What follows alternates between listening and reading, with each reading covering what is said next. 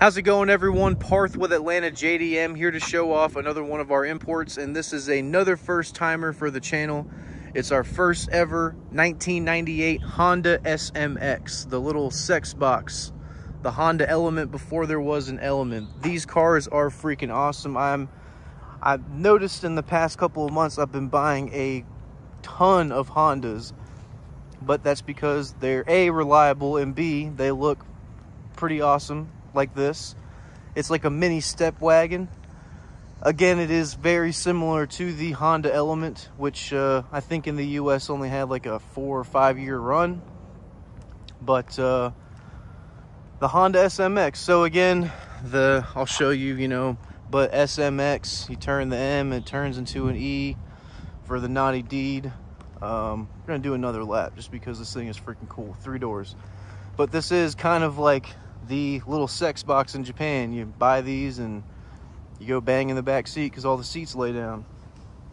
That's not a joke. That is actually a thing, and that is not why they're hard to find. They're hard to find because most of them are rusty, crusty, and again, dirty on the inside, all the sushi and love juice and whatnot. This one is exceptionally clean, aside from a few things. Obviously, they all can't be perfect.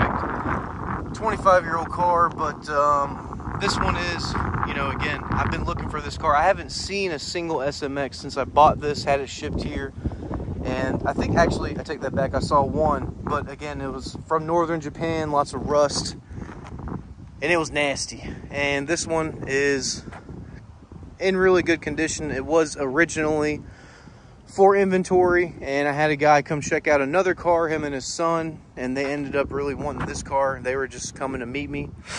Ended up getting a deposit for this car, and then the son left the deposit for a Suzuki Cappuccino, which we are actively searching for. So they'll be around Georgia, but this is, again, our first one, and it won't be the last, but these are very difficult to find, especially in this condition. So going over all the boo-boos first, there are a few. Biggest points are going to be right here in the front bumper. Bunch of rock chips, paint's chipping. Also in the center of that bumper. And throughout the car, again, the rest of the car, there are no dings, no rust. Again, there's no rust on any of our cars unless it's surface rust. But there are a couple of like little stains. And again, I haven't mastered how to buff cars yet, so I'm not going to practice on a customer's car. But there's just some stuff I just couldn't get out while detailing. I think we had a proper detail shop, a lot of that stuff is going to come out. Now some of the stuff isn't going to come out, like this is just kind of in the paint. Let's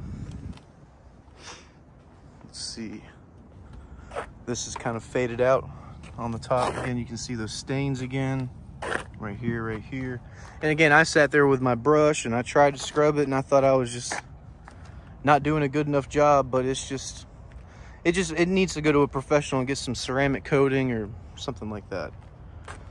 But you can see the paint's fully intact. It's really pretty. Even on the top, there's no fading. The biggest, ugliest part, and again, it's because the door probably got replaced in Japan before it was listed for sale or went through auction. This door has been completely changed, and it's kind of sunny out here, so I can't really tell on this camera, but you can see that it's a completely different tone of white compared to the other car or the rest of the car. And it could be the original door and they just had it painted. And like I've said in multiple videos, just in Japan, don't let them paint, just let us do that. You guys fix the car, because mechanically it's been routine service by our guys. It's 100% key turn ready. This one, I think all the pads were changed. It's got brand new tires, even though they're kind of cheap Chinese tires, but hey, brand new good tires for right now. And plus everyone usually changes wheels and stuff, so the rubber that was on there before was like 10 years old, so we had to change it into something. It got plugs, transmission flush, and all the other fluids and oil change, all that good stuff. But biggest things were pads, and again, those are pretty easy to source here because it is a Honda and they do have a good number of interchangeable parts. So that's pretty much all the bad stuff on the car. It's on the outside. The inside of the car is pretty much close to perfect. It does have these seat covers, and I'm not sure if they are Honda seat covers. I don't think they are. A lot of SMXs I've seen, and also our guys in Japan, they will see these seat covers on there, so it could be a factory Honda thing, I'm not sure, but you can see, I mean, they're pretty puffy too. They got a little cushion to them. I did go ahead and unstrap one just to show you underneath. It's pretty much just brand spanking new, and you know, I've checked, you know, little corners of the car, and all the seats check out. You notice too, it's even got the little orange circles matching the orange two-tone on the inside, which is, again, just pretty cool. You can see the back, it's just not even been sat in. Same as the front seat. I kind of like it too because it's just one long bench, which is, you know, really cool. Again, all this folds down, so you can do whatever you want whenever you get back there. So this actually is not a sunroof.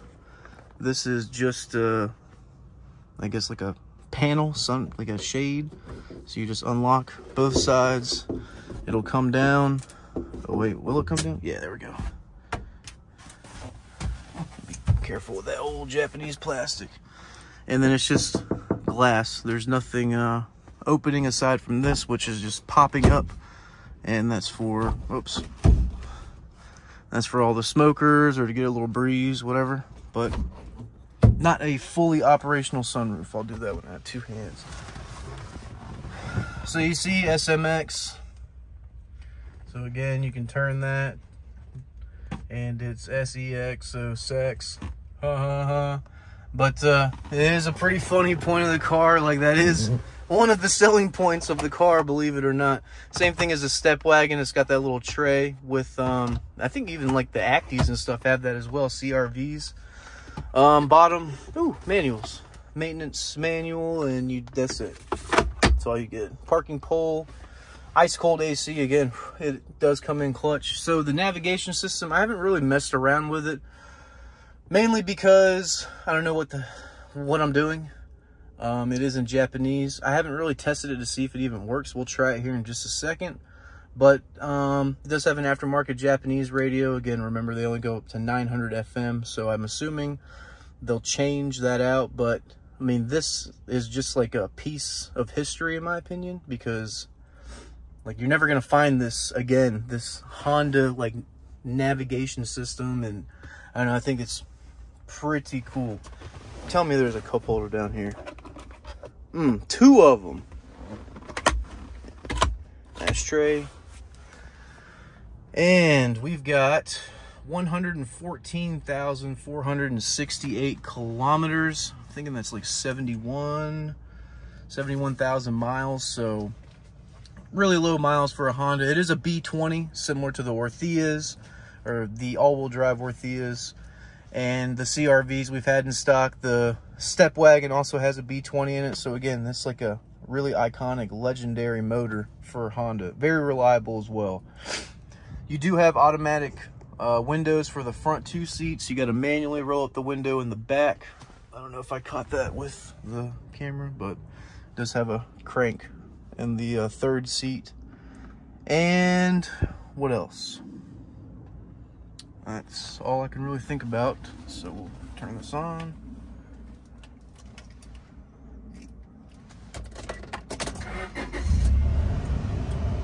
Gonna enjoy that for a second. Now let's actually, while we're enjoying that, let's see if this thing even turns on.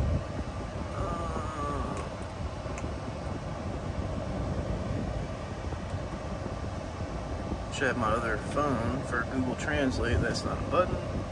Yellow, let's press that.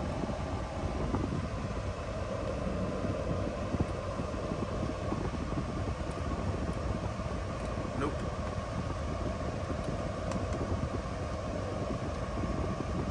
So yeah, I'm not getting anything.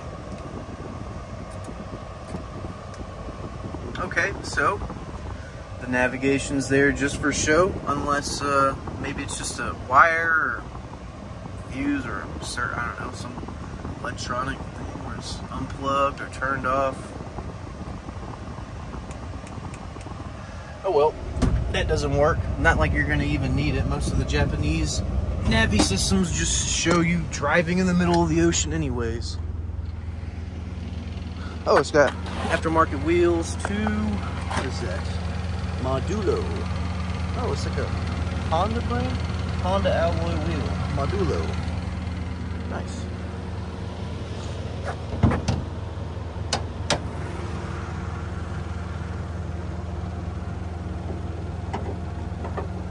Didn't even notice the AutoZone chrome mirror covers. That's pretty cool. But a little dusty.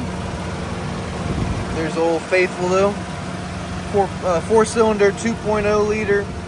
Again, it being the same engine as the Honda CR-V that we had in the US, a lot of parts are interchangeable. So really easy to maintain. It's a 98, so it's probably already been converted to R134. So you don't have to spend $70 a can on R12 like I just did for my Unos. I'm trying to find the throttle cable. Where is it? Where are you hiding? Okay, well, I guess not. Never mind.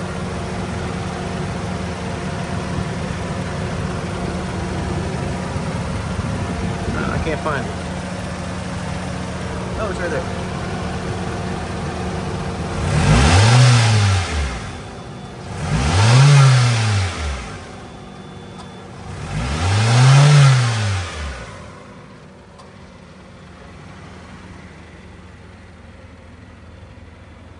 That's gonna be it for the Honda Honda SMX Lowdown RF1. So front wheel drive, and let's just do one more lap, man. I'm really digging this car. It's funny because the customer who just picked up the blue Orthea, he originally wanted an SMX, and again, Michael's been nothing but patient. So after a while, he finally was like, nah, let's switch it up. You know, let's open up our, you know, search, broaden the search to, and we typically don't do this, but since it was taking a while, and that's, again, the reason why these are so hard to find, we opened it up to an Orthea also, and we found that one before. Well, we found this one first, but it was front wheel drive, and I was like, hey, I'm buying it anyways because it's super clean, and they're just hard to come by in this condition. So ended up working out because he got his all-wheel drive Orthea, and it's a little bigger than this, so he's all around more, you know, comfortable, happier, and that makes me happy as well. Got the OG backup camera.